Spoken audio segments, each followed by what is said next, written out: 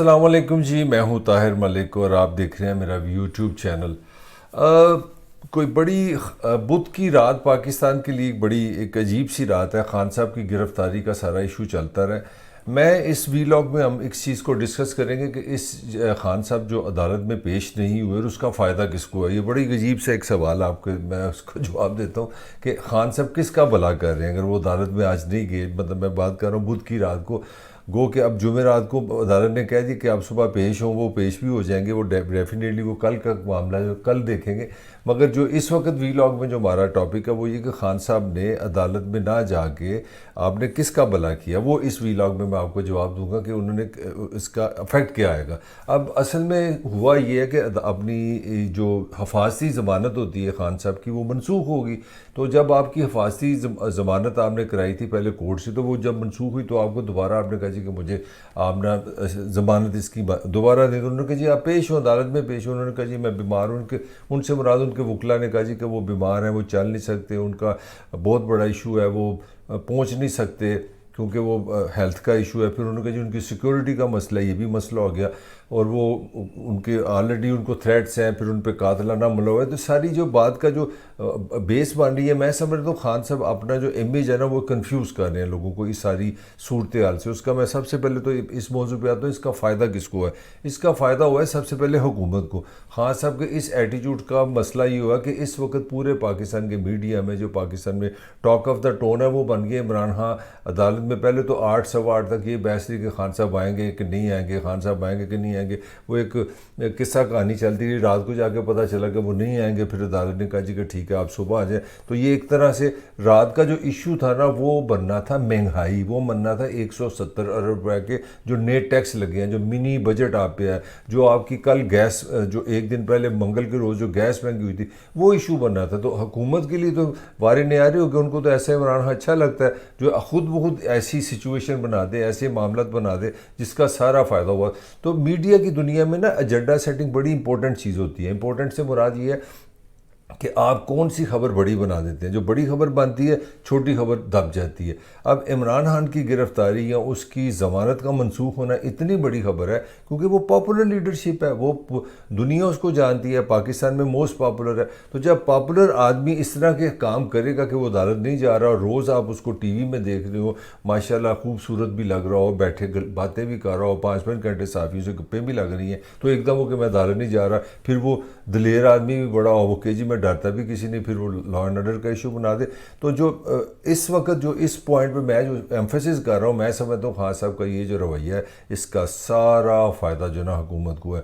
انہوں نے آج جو آپ کے ساتھ کیا ہے، میں تھوڑا سا وہ میرا اصل میں ٹاپک تھا ویلاگ کا جو میں نے خان صاحب سے شروع کیا، کہ اصل ٹاپک یہ کہ پاکستان کے ساتھ آپ کر کیا رہے ہیں، اور آپ کو یہ اس طرح کہ میں نے ویلاگ میں مسلسل آپ کو بتا رہا ہوں کہ پاکستان کی جو ڈپینڈنس ہے، جو فائنینشیل سچویشن ہے، جو آئی ایم ایف کے ساتھ رشتہ داری ہے، جو تعلق واسطہ ہے، وہ تو سارا جوتیوں کا عوام کے لیے۔ اور ہم نے بڑا ایک شور ڈالا ہو جی آئی ایم ایف نے پیسے دے دیے، پاکستان کے مشکل حالات چلے جائیں گے، پاکستان کو پیسے ملیں گے۔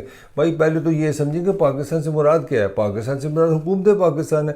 عام بندے کو تو انہوں نے قرضہ نہیں دینا، آپ کو انہوں نے $1 بلین تو نہیں دینا، آپ کو ان کا قرضہ دینا ہے حکومت پاکستان کو۔ اس سے عام بندے تک کیا لینا دینا ہے؟ اس کا نتیجہ یہ نکلنا ہے کہ اس کو سزا ملنی ہے اس قرضے کی۔ اس کی سزا یہ ملنی ہے کہ اس کا پیٹرول مہنگا ہو رہا ہے، اس کی سزا مل رہی ہے اس کے لیے گیس مہنگی ہو رہی ہے، اس کی سزا یہ ملنی ہے کہ آپ کا ڈالر مہنگا ہو رہا ہے، اس کی سزا یہ ہے کہ آپ جو چیز خریدتے ہیں جب ڈالر مہنگا ہوگا، جو چیز ڈالر میں باہر سے آتی ہے جو 100 روپے کی وہ 200 کی ہو جائے گی، جب ڈالر 300 کا ہوگا وہ 300 کی ہو جائے گی، جب ڈالر 400 کا وہ 400 ہو جائے گی۔ یا تو آپ مجھے بتا دیں کہ آپ کی اپنی آمدنی بھی اتنی ہے تو مجھے سمجھ آتی ہے۔ تو یہ ایک عجیب بحث ہے کہ آئی ایم ایف آ گیا، پاکستان آ گیا، پاکستان بچ گیا، پاکستان محفوظ ہو گیا، پاکستان کا فیوچر بہت اچھا ہے۔ بھئی سوال یہ ہے، پاکستان بنا تھا عام لوگوں کے لیے، سوال یہ ہے کہ پاکستان ہے اس کی عوام کا، اس کا بتاؤ اس کا کیا ہوگا؟ اپنی تو تم نے بچت کر لی۔ اب تھوڑا سا دیکھتے ہیں کہ آئی ایم ایف کے نے ان کو سکنجے میں کیا پھنسایا ہوا ہے۔ سب سے پہلے تو میں اب یہ بتانا چاہ رہا ہوں کہ یہ جو آئی ایم ایف کی موجودہ ڈیل چل رہی ہے، آئی ایم ایف پہلے پاکستانی منٹیلٹی کو حکمرانوں کی بہت بہتر سمجھ گیا۔ پہلے وہ آ کے مذاکرات کرتے تھے، یہ وعدے کرتے تھے، وہ معاہدہ کر کے چلے جاتے تھے، تو وعدہ پورا کرنا تو ساڈی شان ہی نہیں، اسی کیتے ہی کچھ نہیں۔ ہاں حدیث دوستوں میں ہم بڑا ذکر کرتے ہیں کہ ہم مسلمان ہیں، ہم وعدے کے پابند ہیں، ہم بڑے نیک ہیں وغیرہ، کرنا کرانا ہم نے کچھ بھی نہیں۔ یہ بات ہوئی۔ اس بار انہوں نے ایک پوزیشن یہ لی ہے کہ جو آپ نے ہم سے وعدے کیے ہیں آپ عمل کر کے دکھائیں، پہلے عمل کریں گے پھر معاہدہ ہوگا. یہ ہے نئی اسٹریٹجی آئی ایم ایف کی، جس سے بائیں بہی ہو رہی ہے. وہ کیا ہو رہی ہے؟ انہوں نے سب سے پہلے، آپ کو یاد ہوگا جب یہ 31 مارچ کو پاکستان نے، انہوں نے پہلا کام کیا، انہوں نے پہلی باری شرط ہے ڈالر کو آزاد کرو، چھوڑو اس کو اوپن مارکیٹ کے حوالے کرو، یہ 220-30 کا جو تم نے رکھا ہے یہ جعلی کام ہے، اس کی جو اصل ویلیو وہ نکالو. نہیں نہیں نہیں ہم کر دیں گے، انہوں نے کرنا نہیں، انہوں نے کیا اور فوراً ڈالر آپ کو یاد ہے 280 پہ گیا، 290 میں بھی بکا کھلی مارکیٹ میں، اور جو مہنگائی کا عذاب آیا وہ بھی آپ کے سامنے. اب انہوں نے کہا ہے کہ جناب آپ ٹیکس بڑھائیں. آپ نے 17 سے 18% جی ایس ٹی کر دیا، یعنی کہ ہر چیز جو آپ کھانے پینے کی ہے، جو آپ کی صابن ہے، شیمپو ہے، روزمرہ زندگی کی چیزیں، اس پہ 1% بڑھ گیا. اس سے صرف آپ نے ہوائی جہاز اور چینی مشروبات، ان کی چیزوں سے آپ نے 55 ارب روپے لوگوں سے زیادہ لینے ہیں. آپ نے یوں آپ اندازہ لگا لیں. تو سیلز ٹیکس سے آپ نے صرف ایک جگہ سے جا کے نا، ایک جگہ، اس کے علاوہ 60 آپ نے ارب روپیہ لوگوں کی جیبوں سے اور آپ نے ڈاکہ ڈالنا ہے. اب جو گیس کی قیمت کا جو بھی ایک بڑا پاکستان کی اکانومی میں بہت نیگیٹو اثر آنا ہے، اب تھوڑا سا میں وہ ڈسکس کرنا چاہ رہا ہوں. 16 سے 117% آپ نے اس کی قیمت میں اضافہ کر دیا ہے، اور اس سے آپ نے 3 کھرب ٹریلین جس کو بول رہے ہیں، 3 کھرب 10 ارب روپے آپ نے اضافی وصول کرنے ہیں. اور آپ نے دھیان ہے جی پاکستان بچ گیا، پاکستان کو قرضہ مل گیا. پاکستان سے میری کوئی دشمنی، میں پاکستانی ہوں، مگر پاکستان میں بنایا لوگوں کے لیے، پاکستان کی عوام کے لیے. ان کی بھی تو کوئی بات کرو، ان کی کوئی بات ہی کوئی نہیں ہے. چلو جی ٹھیک، آگے چلتے ہیں. صنعتی ترقی میں یہ اتنا بڑا آپ نے عذاب ڈال دیا ہے. اس پیداواری لاگت آپ کی پہلی بڑی زیادہ ہے. اب آپ جب گیس مہنگی کریں گے تو اس کا کیا نتیجہ ہوگا؟ اس کا نتیجہ ہوگا کہ صنعتیں پہلے تو جو چیز بناتی تھی، جو چیز گیس سے بنتی ہے، کھاد آپ کی گیس سے بنتی ہے، اتنا بڑا آپ کا مسئلہ ہے. سیمنٹ آپ کا جو انڈسٹری ہے وہ گیس اس کا براہ راست لگا. اور جب سیمنٹ آپ مہنگا کریں گے تو آپ کی کنسٹرکشن مہنگی ہوگی. جب آپ کی کنسٹرکشن مہنگی ہوگی تو آپ کے گھر مہنگے ہوں گے. آپ کی ہر چیز جو ہے اس میں مہنگائی کا اثر آ جائے گا. جب کھاد مہنگی ہوگی تو کھاد آپ کے کھانے پہ ڈالتی ہے، آپ کی سبزیوں میں، آپ کے پھلوں میں، آپ کی گندم میں ڈالتی ہے، تو وہ مہنگی ہوگی. تو جب پیداواری لاگت آپ نے مہنگی کر دی، کیونکہ گیس کے استعمال سے چیزیں آپ کو بن کے آپ خریدتے ہیں، تو اس کا مطلب ہے کہ آپ نے یہ جو گیس کی مہنگائی کی ہے، جو 16 سے 113% گیس کی مہنگائی نہیں کی، آپ نے پورے پاکستان میں مہنگائی کے لیے ایک ایٹم بم چلا دی کہ چلو کل لوٹ لو جتنا لوٹنا ہے. تو آپ یوں اس سے اندازہ لگا سکتے ہیں کہ اس سے کیا پریشر آئے گا.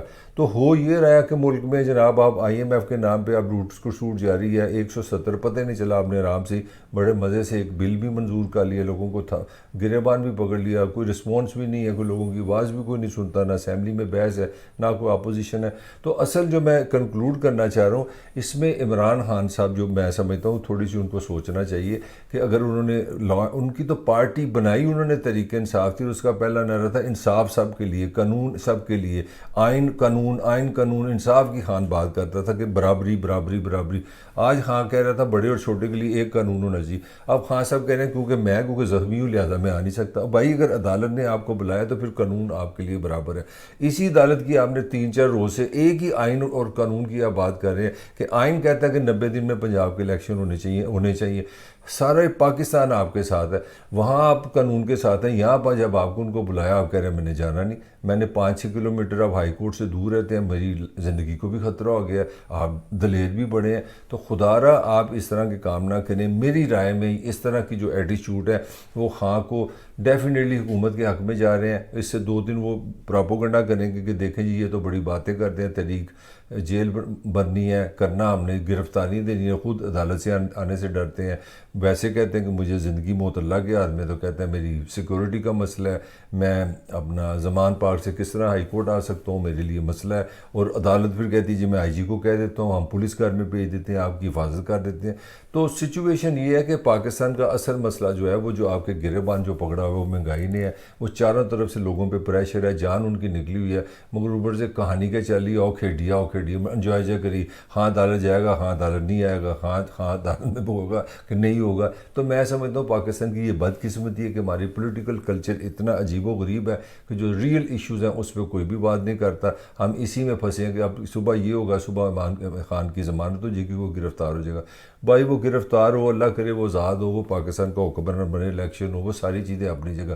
مگر جو یہ عوام کو روز پھانسی لگ رہی ہے مہنگائی کی، اس پہ بھی کوئی والی وارث ہے، کوئی سوچنے والا ہے؟ میرے خیال میں کوئی نہیں ہے. اس کے ساتھ ہی طاہر ملک کو اجازت دیجیے، آپ سے پھر ملاقات ہوگی.